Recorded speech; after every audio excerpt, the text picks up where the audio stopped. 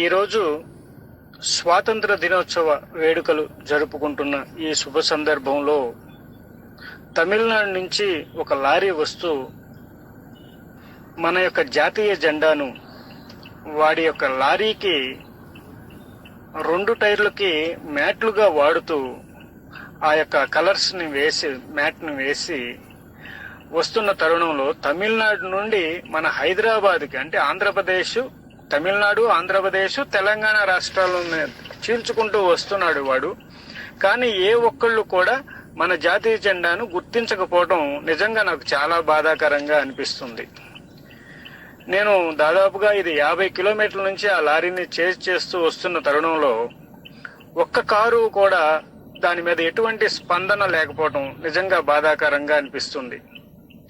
తర్వాత ఎవరికి కూడా రెస్పాన్సిబిలిటీ లేదా అన్నట్టుగా ఎవరికి వాళ్ళు వెళ్ళిపోతూ ఉన్నారు. ఈ సందర్భంలో మేము ఆ లారీని చేజ్ చేసి ఆపి ఆ మ్యాట్లను కోయించి తీయించటం జరిగింది. ఈ సందర్భంగానే మీకు ఈ వీడియోని పెట్టడం జరిగింది.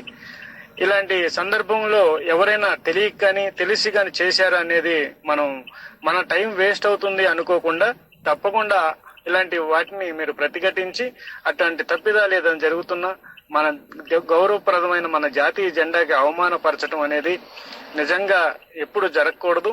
ఇలా జరగటం ఈ రోజు జరగటం చాలా బాధాకరంగా నేను భావిస్తున్నాను.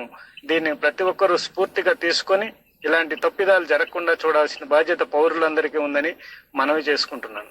జై హింద్.